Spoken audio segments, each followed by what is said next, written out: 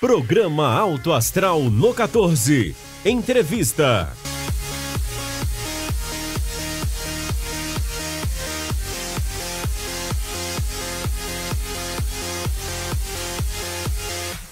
Olá, mais um Alto Astral no 14. E é com muito prazer que nós estamos iniciando aqui a nossa edição de número 139. Que bom estar com você todas as semanas, você que nos acompanha pelo canal 14 da NET, você que nos acompanha nas redes sociais, é o nosso Alto Astral, sempre trazendo a boa informação, aquele assunto interessante. E nós, mais uma vez, estamos aqui com um convidado especial para tratar de um tema importante e de um fato ocorrido aqui na nossa cidade, em um dos nossos hospitais, que tem que ser lembrado, tem que ser falado, tem que ser dado o exemplo, o testemunho, porque aqui a gente faz muita coisa boa. E para bater esse papo comigo hoje, Dr. Fabrício Caed, seja bem-vindo. José Val, satisfação estar aqui de novo. Muito obrigado pelo convite e me dar a oportunidade aqui de falar de cardiologia e cardiologia intervencionista. Muito obrigado.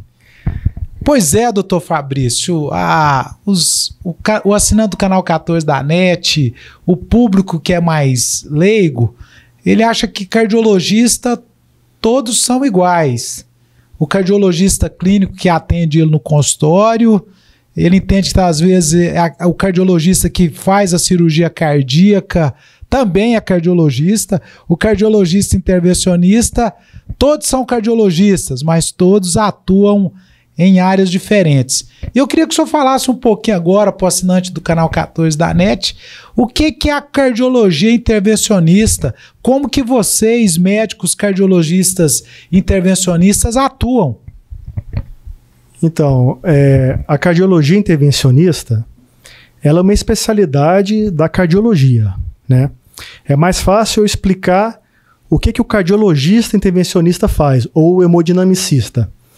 É um médico, né, que teve a sua formação em cardiologia e depois fez uma outra especialização em cardiologia intervencionista ou hemodinâmica. Esse é aquele médico que, quando você vai no cardiologista clínico e ele tem alguma suspeita do que está causando a sua angina, o seu cansaço, ele te encaminha para fazer o cateterismo, né? E muitas vezes para fazer intervenção já. Descobriu no cateterismo que você tinha uma obstrução, grosseiramente falando, aquele entupimento, né? Então ele já te encaminha para fazer angioplastia, ou uma valvuloplastia, ou um fechamento de uma comunicação que não era para estar. E também o hemodinamicista e o cardiologista intervencionista, ele também é aquele médico, né, que é chamado nas emergências, né? Que o paciente chegou no hospital com uma dor muito forte no peito, é feito o diagnóstico de infarto. Ele é chamado para fazer um cateterismo de emergência e, se for indicado no momento, fazer angioplastia naquele momento, para salvar o paciente, para salvar a maior parte de músculo do paciente. Então esse basicamente é o papel e o trabalho do cardiologista intervencionista. É isso. Doutor Fabrício, eu atuo na área de saúde há 30 anos. É porque eu comecei novo, né? Não tô tão velho assim, não. Mas eu queria só dar um exemplo. Quando eu comecei ali em 84, 85, na instituição do qual eu trabalho até hoje, nós não tínhamos lá a cardiologia intervencionista. Chegaram a máquina de hemodinâmica no Hospital Evangélico aqui em Anápolis ali no finalzinho da década de 90, início dos anos 2000. Eu só fiz essa observação para perguntar para o senhor quando que veio a cardiologia intervencionista, porque me parece que eu estou contando história de 3 décadas atrás, não existia não, né? Então, a cardiologia intervencionista, quando você vai ver a história dela, ela é bem interessante. Mais ou menos em 1850, ali no meio do século XIX, tinha um fisiologista, um médico, né, que chamava Claude Bernard, que existem relatos dele puncionar a jugular e a carótida de cavalos, né? E ver o que acontecia com o sangue, né? O tamanho da coluna de sangue que subia, né? Então, assim, era uma especialidade apenas diagnóstica, né? No início, né? Em 1929, só que isso era feito em cavalos, né? Ninguém ainda tinha cateterizado um coração humano, né? Agora, existe uma parte da cardiologia intervencionista muito interessante, essa passagem, né? Então, se cateterizava animais, né? Mas não tinha ainda feito um cateterismo cardíaco em um ser humano. Tinha um residente, né, alemão, chamado Werner Forssmann, em 1929, que ele teve a coragem, né, e assim, a ideia de cateterizar um ser humano. Só que esse ser humano foi ele mesmo, né? Ele pegou uma veia no braço, né, subiu com um catéter até o coração, onde ele julgava que era o coração, subiu 2 lances de escada com o catéter no braço e pediu para fazer um raio-x dele.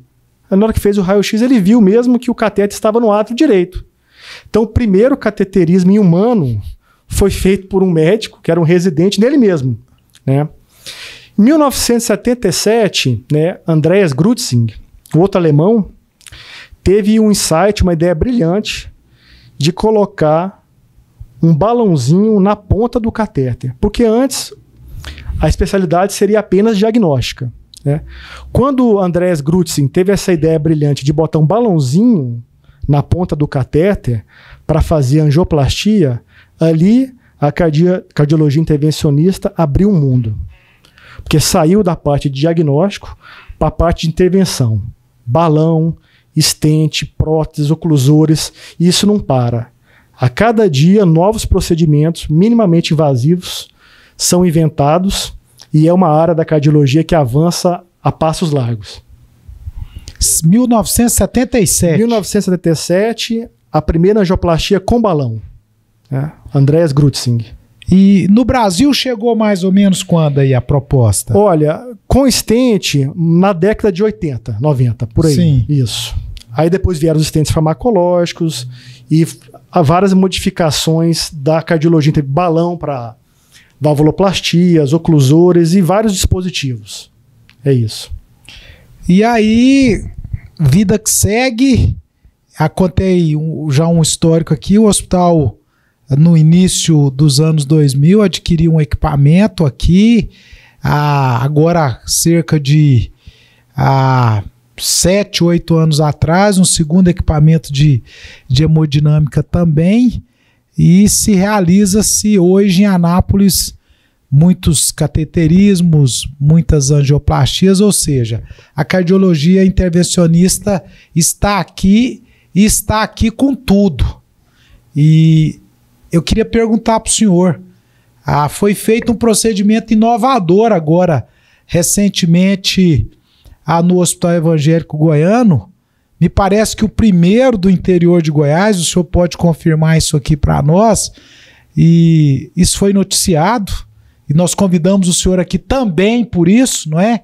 Eu gostaria que o senhor relatasse para o nosso telespectador o que vocês fizeram, o que foi feito lá no hospital, o porquê que foi feito, quem participou desse processo todo, o porquê isso é tão importante para a medicina da nossa cidade, do nosso estado. Queria que o senhor relatasse um pouco.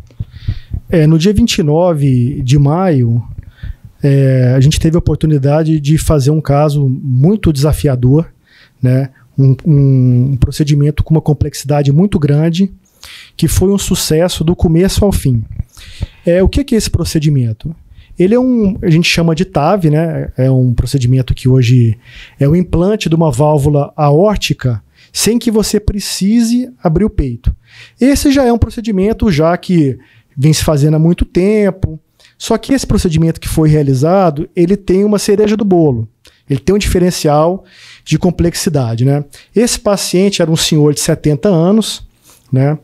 Ativo, né? Que estava muito sintomático, desmaiava, muita dor no peito, um cansaço muito grande, que já tinha passado por 2 cirurgias cardíacas abertas, né? Uma era uma troca da válvula, né? E a outra uma revascularização, que a gente chama de ponte, né? E Para fazer um terceiro procedimento aberto, esse paciente teria um risco operatório muito alto. Então se pensou, né, como uma saída melhor para o paciente, com menor risco para ele, do implante percutâneo. Mas esse paciente já tinha uma válvula lá que não estava funcionando bem. Então a gente fez o implante da válvula, que a gente chama hoje de valve em valve, né? Mas a válvula que já estava lá teve que ser quebrada para essa válvula nova que a gente implantou funcionar corretamente. Então a gente chama de um cracking, né? É um termo em inglês de quebra, né? Dessa válvula antiga, implantou essa nova, um procedimento que foi totalmente percutâneo. Quando eu falo isso, quer dizer que sem corte, né? O paciente não levou um ponto, né? Foi feito com sedação, um eco transtorácico. O procedimento demorou aproximadamente 2 horas e meia. O procedimento acabou, o paciente já estava acordado, passou 2 horas no CTI e teve alta hospitalar bem em 48 horas. Então, assim, é um procedimento que enche a gente de orgulho, né, pela complexidade do procedimento, por ter feito um procedimento desse no interior, que não é fácil, né? É preciso que os médicos, a população acredite na força do interior, e é isso. Missão dada, foi feita, missão cumprida. O paciente está ótimo em casa. Entendeu? Doutor Fabrício, e quantos profissionais participam dessa ação aí, dessa operação? Olha, esse é um procedimento, Joséval, que vários profissionais vão estar ligados, né? O cardiologista clínico, o primeiro que fez o diagnóstico, que encontrou o problema e pensou nessa solução, me encaminhou para mim, né? O cirurgião cardíaco também, que concordou que essa era a melhor saída e também estava em stand-by se acontecesse alguma complicação. Os hemodinamicistas, a parte de enfermagem, que não é uma sala cirúrgica simples, são vários materiais de diferentes formas, né? Então, técnico de enfermagem, fisioterapeuta, depois o paciente para o CTI. Então, é toda uma estrutura para que o paciente, do começo ao fim, até ele ter alta e chegar em casa, seja um sucesso. É uma complexidade bem grande. Agora, não é um procedimento, o senhor já até começou a abordar aí, que não é indicado para qualquer paciente não, né? Tem um perfil, existe um protocolo a ser cumprido. Sim, na verdade, Joséval, a troca valvar convencional, aquela que abre o peito, é uma cirurgia bem estabelecida, com ótimos resultados, né? Essa proposta de uma troca percutânea, ela veio para solucionar um paradigma, né? Porque quando você fala na doença da válvula aórtica, você está vendo principalmente aqueles pacientes acima de 75 anos, né? Que a válvula aórtica dele, que depois eu vou entrar em detalhes, não está funcionando direito e ele precisa operar. Mas aí você fala, mas esse paciente mais velho, ele vai ser o que tem mais risco. Então você fica, nossa, mas ele só tem esse problema geralmente mais idoso. E ele chegou nessa idade, ele tem mais risco. Então, assim, os pacientes mais novos, com poucas comorbidades, claro que a indicação ainda é da cirurgia convencional. E se esse paciente tiver várias doenças associadas, um risco maior, a gente pode fazer a TAV, que é essa troca por catéter. No caso, esse paciente ou outros pacientes que já passaram por esse procedimento, eles voltam a ter vida normal e se voltam em quanto tempo? Como é que é isso? Então, essa válvula é como se ela não estivesse abrindo direito, né, e não permitindo que o coração bombeie o sangue necessário para o corpo funcionar normalmente. Então, quando a gente estabelece a área dessa válvula, funcionamento, o paciente, depois que ele tem alta, ele tem uma melhora absurda. É como se ele tirasse a cabeça da piscina para respirar. Entendeu? Esse paciente em si e as outras TAVs que a gente fez, o paciente fala, doutor, como é que você fez uma cirurgia cardíaca em mim e eu estou 48 horas tocando a minha vida bem? Então, quando sai tudo bem assim, a vida normal do paciente segue logo. E como que será a história desse paciente com o médico de agora para adiante? No caso, vocês que realizaram o procedimento vão ter contatos periódicos com esse paciente ou ele volta para um cardiologista clínico, do qual foi quem detectou, quem sugeriu, quem discutiu e quem alinhou com vocês para que seja realizado? Ou existe alguma participação de tempos em tempos de quem realizou o procedimento junto com o cardiologista clínico? Como é que é isso? Ele retorna comigo em 15 dias para mim ver a perna dele, onde foi feita a incisão, a gente ter uma conversa, verificar as medicações, mas agora o dia a dia dele mesmo, acompanhamento ambulatorial, é com o cardiologista clínico. A não ser que tenha uma mudança da condição clínica dele, que o cardiologista me encaminhe novamente. Mas agora esse paciente, o dia a dia dele de consultório é com o cardiologista clínico, não é comigo mais. E existem números em relação a tudo isso que já foi feito? É claro que muitas pesquisas, com certeza, mundo afora, um número de procedimentos já aconteceu. Já existe números em relação à sobrevida desses pacientes que passam por esse TAV? Já existem uma base de dados de pacientes que a durabilidade dessa válvula é de mais de 10 anos.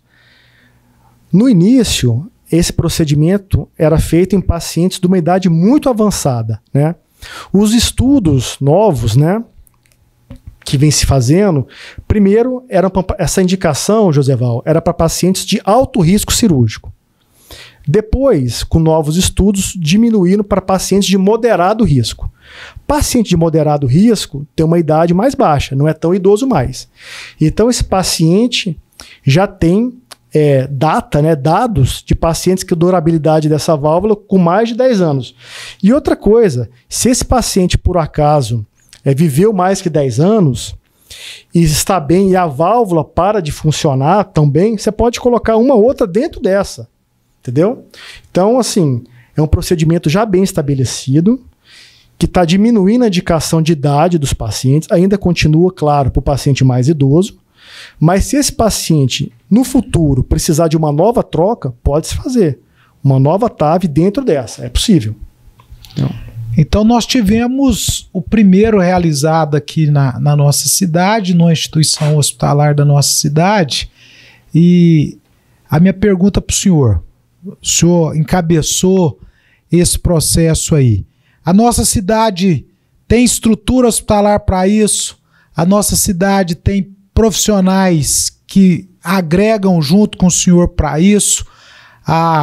Os anapolinos que estão nos assistindo agora, as pessoas do entorno aqui da nossa cidade, outros que estão nos acompanhando mais longe, pelas redes sociais ou pelo próprio canal 14 da NET, nós podemos dizer que em Anápolis nós temos estrutura completa para realização de futuros TAVs? Joseval, estrutura total. A nossa cidade não perde para a capital em nada. Em nada, posso te falar. Tanto da parte de estrutura, maquinário, estrutura hospitalar e da parte também humana, né? Médica, a parte de enfermagem, em nada. Eu trabalho no Rio, né? Ainda trabalho no Rio no Instituto de Cardiologia lá. E me adaptei aqui totalmente em Anápolis, porque realmente a máquina de hemodinâmica que eu tenho aqui é tão boa quanto ou melhor a que eu tenho lá. Na verdade absoluta, né? Qual que é a diferença que eu acho? Que eu tenho até que agradecer, porque eu voltei para a cidade em 2018. Então eu vejo que o cardiologista clínico de Anápolis realmente acredita no resultado que a gente está entregando, né? Um procedimento desse, talvez seria mais fácil, mais cômodo, falar, não, olha, procura o capital, né? Vai ter uma estrutura maior, mas não. Assim, a gente está tendo um feedback, uma confiança, porque a gente entrega um bom resultado para o cardiologista clínico, né? Eu estou aqui há 2 anos e a gente já fez várias TAVs, a gente vem fazendo procedimentos que são complexos, né? Tanto a parte de coronária, né? E o cardiologista fala, não, acho que a gente está caminhando bem, está satisfeito, entendeu? É isso. E o melhor, quem ganha com isso é a cardiologia de Anápolis. Saindo um pouquinho da questão do procedimento, que eu acho que ficou muito bem explicado, e a gente tinha que trazer isso aqui, noticiar isso, jornais da cidade falaram disso, portais também, não é? E nós tínhamos que trazer isso aqui no nosso Alto Astral no 14. Mas eu quero voltar agora um pouquinho para o entendimento do que é o cardiologista intervencionista e a cardiologia intervencionista, porque para quem conhece um pouquinho, entende que a cardiologia intervencionista está voltada apenas para cateterismo e angioplastia. Eu queria que o senhor dissesse, não é só isso, né, doutor Fabrício? Não, não é.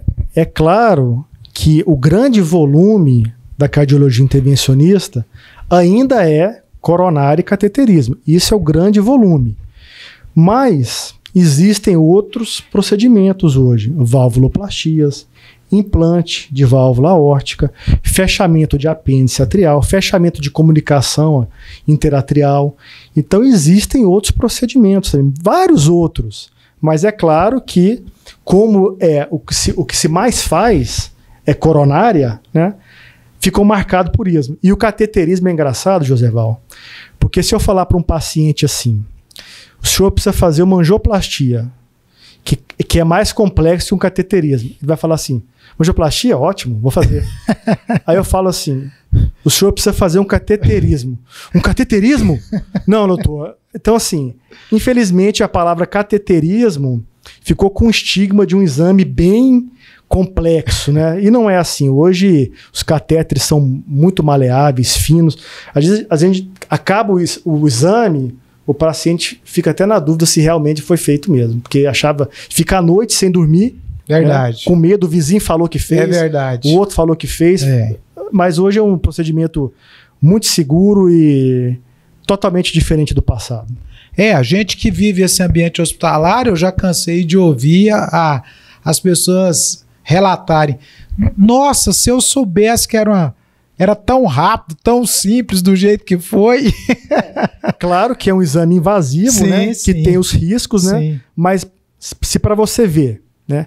Já inventaram angiotomografia de vários canais e mesmo assim o paciente acaba voltando para fazer o cateterismo. É um exame seguro e o padrão ouro para a doença coronariana. Doutor Fabrício, também para clarear mais, quais as doenças, então, tratadas pelo cardiologista intervencionista? Então, a gente pode tratar doenças da coronária, né? E são aquelas doenças adquiridas, diabetes, tabagismo, que é as doenças ateroscleróticas, que vão causar obstrução das coronárias, né? A gente pode tratar também comunicações. O paciente tem uma comunicação de um lado do coração que não era para comunicar com o outro, é um buraquinho, né? Que era para existir só quando a gente estivesse na barriga da nossa mãe. Depois que a gente nasce, a tendência é fechar, que são as comunicações entre o FOP, né?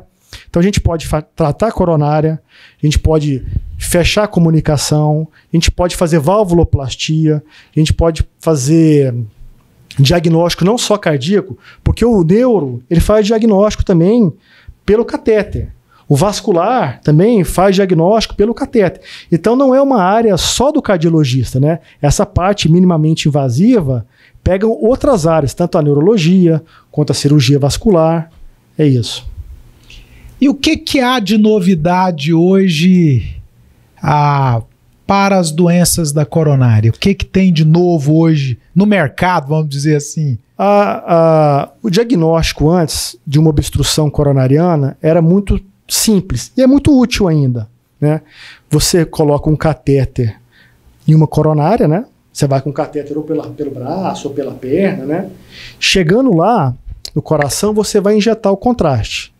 E você vai filmar o caminho que o contraste faz no vaso. Ele passou liso, sem obstrução, ou ele fez um estreitamento, ou ele não conseguiu passar. Então, na verdade, você está fazendo uma sombra, né?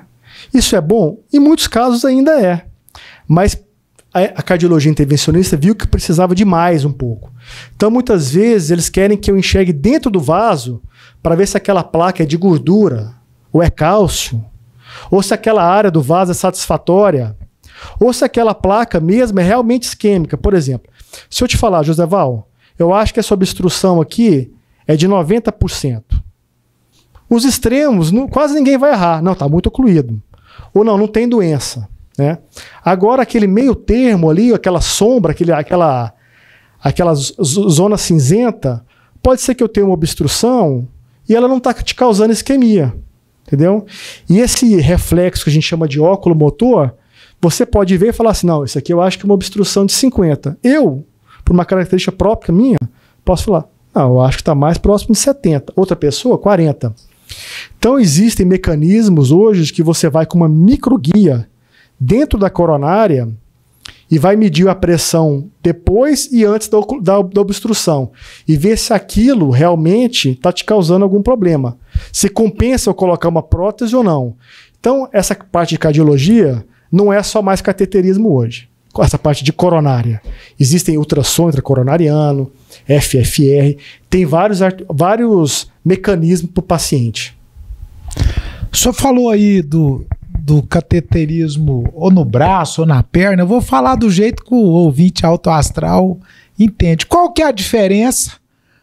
Eu fiz no hospital e foi feito pela perna.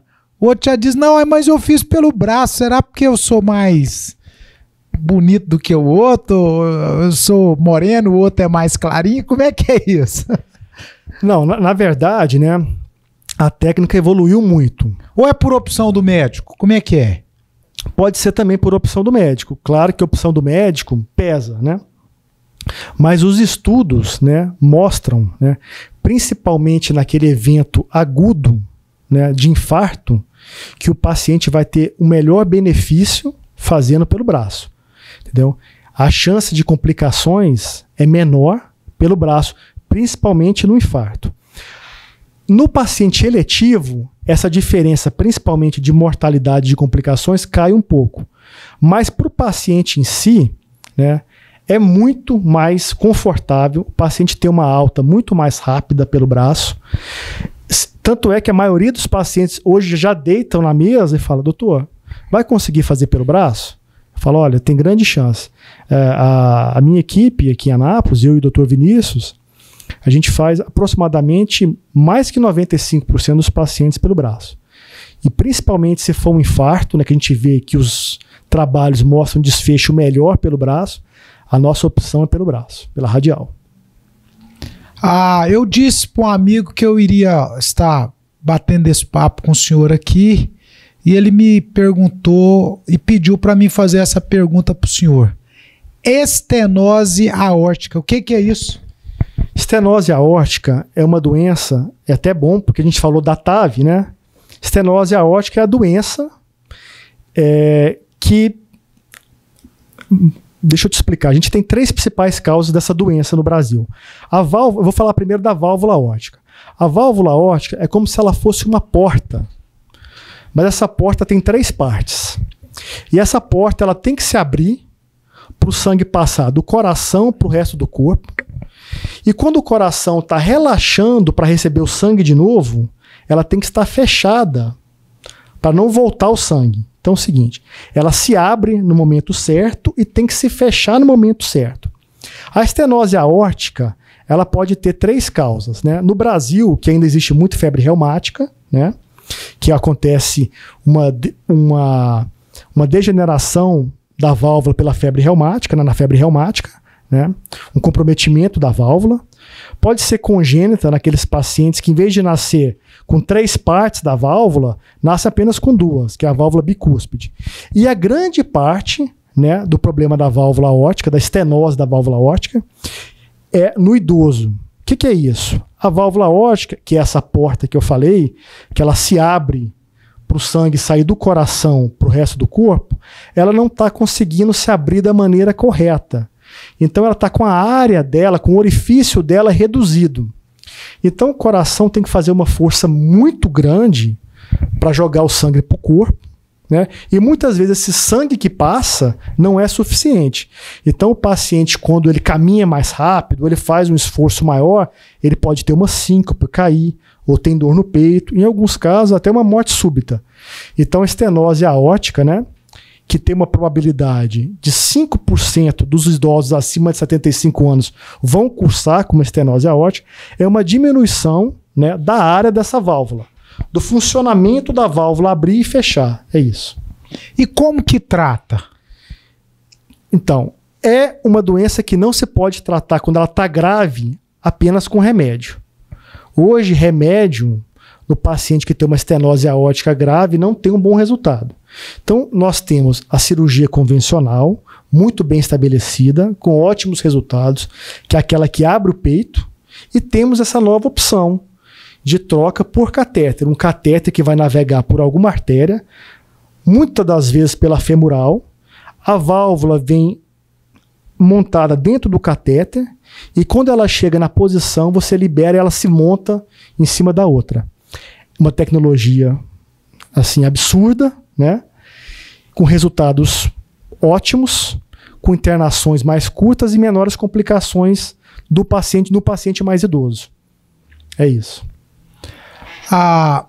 Queria perguntar para o senhor também, aí já é dentro das conversas do dia a dia aí, eu ouvi um amigo meu dizendo para uma outra pessoa que foi no hospital evangélico, eu vou dizer aqui já, e que o médico quer tampar um buraquinho que está no coração dele com catéter.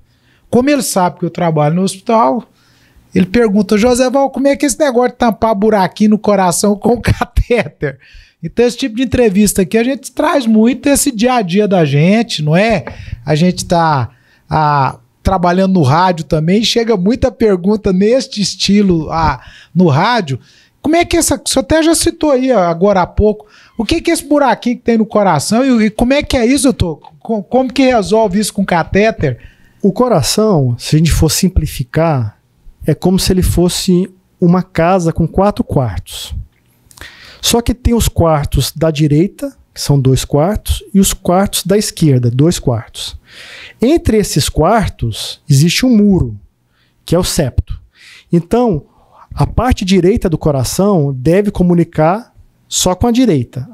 Os 2 quartos da direita, o átrio direito e o ventrículo direito, devem se comunicar só com a direita. E a esquerda também.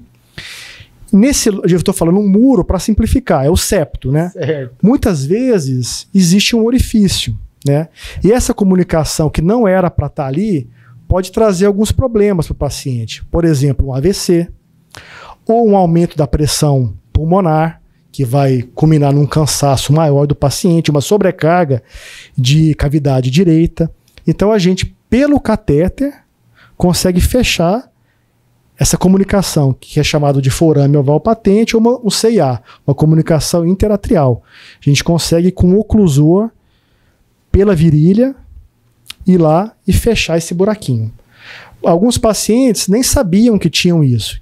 Como é que faz o diagnóstico? Teve um AVC. Aí o médico cardiologista vai investigar se foi uma arritmia que ele tinha, ou ele tinha uma placa na carótida. Aí quando faz um eco, vê que ele tinha essa comunicação, esse buraquinho de um lado para o outro. Aí você tem que ocluir esse buraquinho, é isso. Interessante, hein?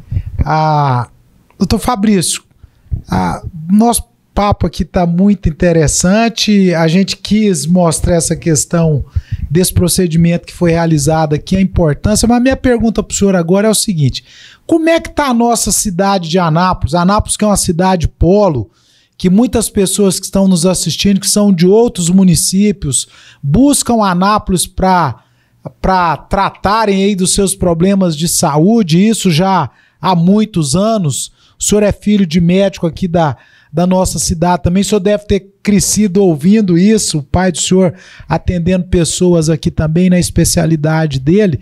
A minha pergunta é, na área do senhor, nós estamos bem servidos? Então, muito bem servidos. Tanto da parte da cardiologia clínica, né? Os cardiologistas que atendem aqui, a gente vê que são atualizados, bons cardiologistas, entendem das saídas que existem para o paciente, cirúrgica, percutânea. E não é só a minha parte, existe a parte de arritmia também. Então, vários procedimentos estão sendo feitos aqui de uma maneira muito bem estabelecida, né? A parte estrutural da cidade, né, é muito boa. A gente tem um maquinário muito bom, a gente tem uma hemodinâmica que funciona muito bem. Antes de eu voltar para cá em 2018, era uma coisa que me preocupava muito. Assim, eu queria tentar fazer em Anápolis, que é o interior, o que se fazia na capital, né? E eu falei, será que é possível? E nesses 2 anos que eu estou aqui, estou muito satisfeito. Entendeu? O cardiologista acredita, o paciente acredita também no médico daqui, quer fazer aqui. Esse fluxo de fuga que acontecia para a capital, que é normal, né? É normal. Isso aí é uma coisa que a pessoa que está no interior de São Paulo vai querer ir para São Paulo. Quem está em São Paulo, muitas vezes, quer ir para os Estados Unidos. Quem está nos Estados Unidos quer ir para a Lua, né? É isso, acontece isso, né? Mas eu, nesses 2 anos que eu estou aqui, eu estou vendo que aconteceu uma mudança. O paciente está ficando barrista, está querendo fazer com a gente aqui. Isso dá uma satisfação muito grande.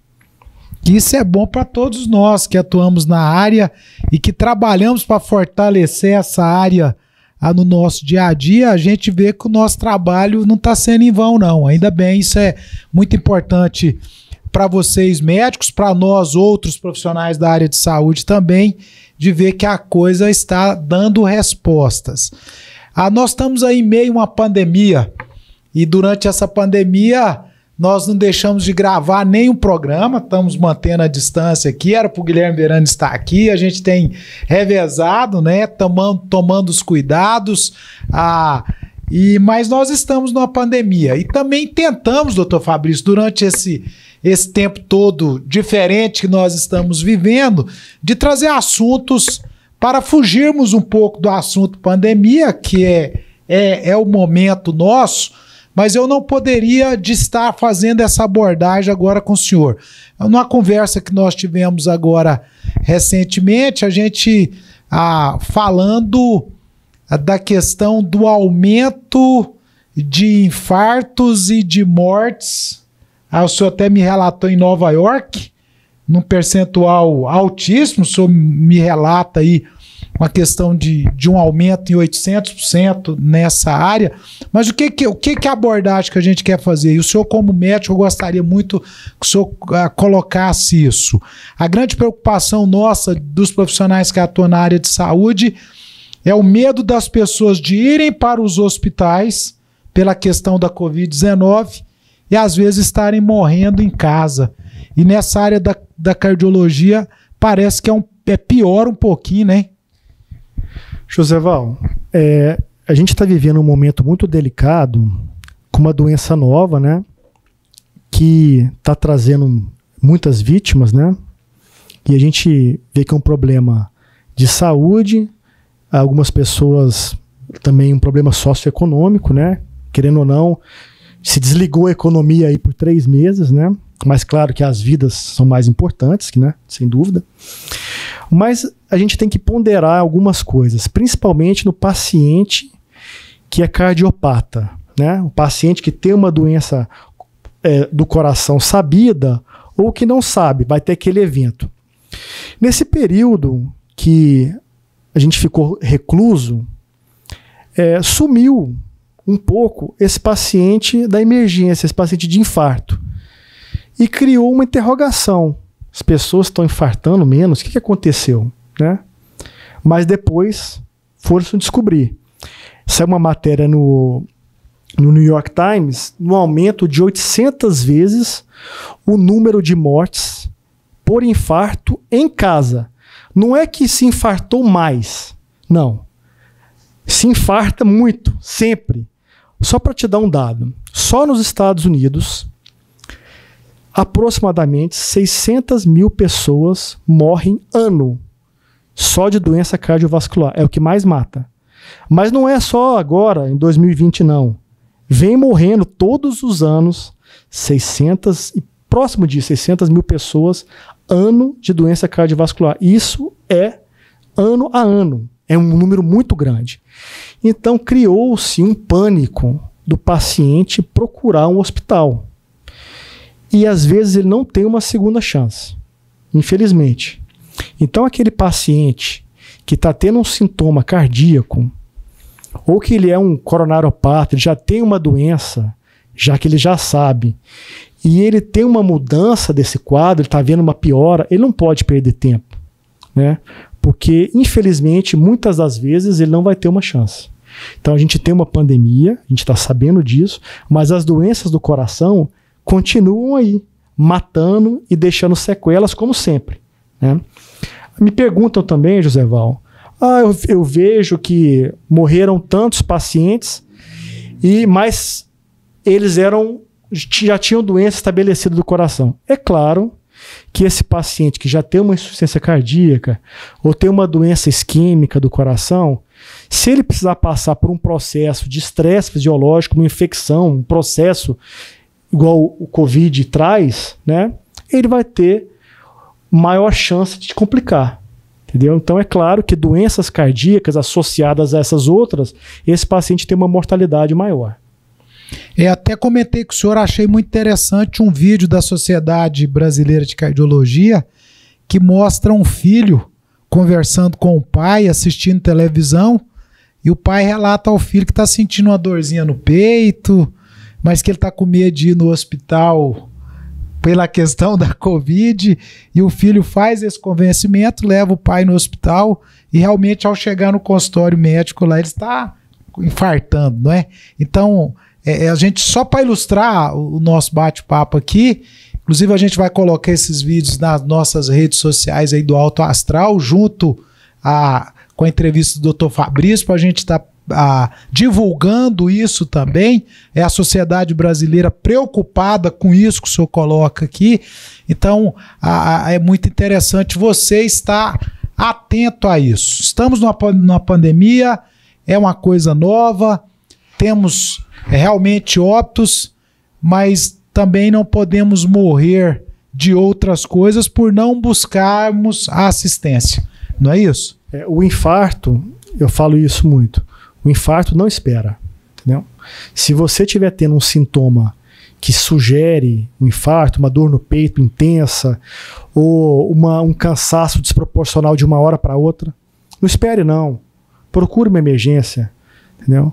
Quanto mais rápido, menor vai ser sua sequela e maior vai ser a chance de vida que você saia disso.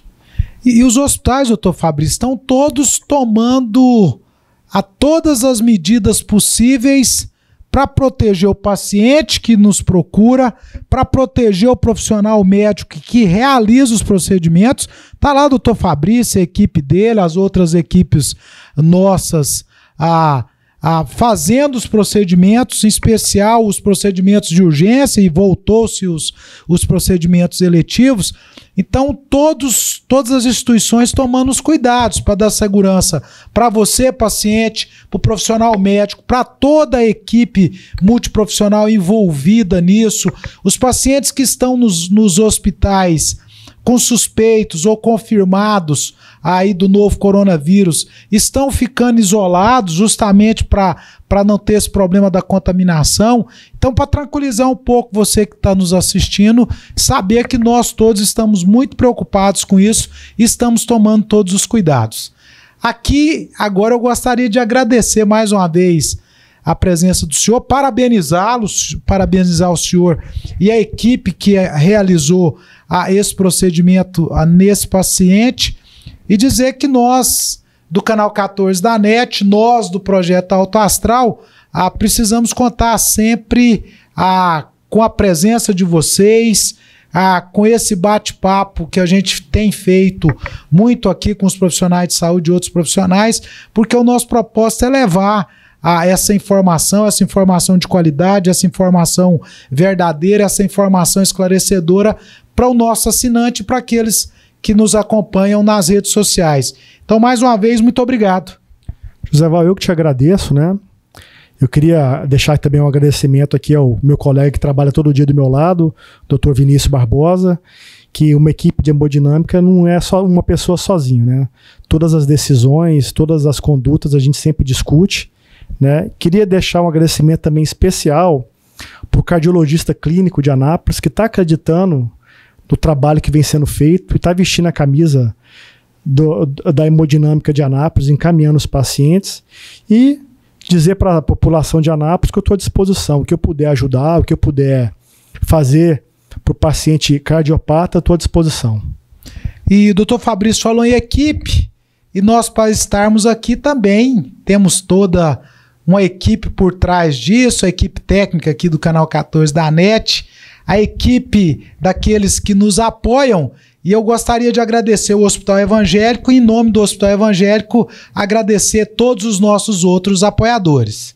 Clínica Radiológica de Anápolis, a CIA, Arroz e Feijão Imperial, Geolab Genéricos, Instituto Oncohematológico de Anápolis, Hospital Evangélico Goiano, Plameg, Unievangélica, Supermercado Atende Mais, Compensados Anápolis, Clínica Vacine, Produto JK, a arte do algodão, Laboratório Modelo, Farmácia Naturalis, Cicobi Unicentro Norte Goiano, Lages Vibracom, Mercafrios Mauá, Doutor Café, Cafeteria e Doceria, Droga Lúcia, IHG, Instituto de Hemoterapia de Goiânia, Mix Limpeza, a melhor opção em produtos de limpeza, Pamela Rezende, assessoria e consultoria, Porto e Pereira, Hipercozinha Industrial, Rádio Imprensa 104,9 FM, Bioimagem, empresa biomédica especializada em diagnóstico por imagem, única unidade de combate ao câncer em Anápolis, Restaurante Barriga Cheia, Síntese Comercial Hospitalar. Programa Alto Astral no 14. Entrevista.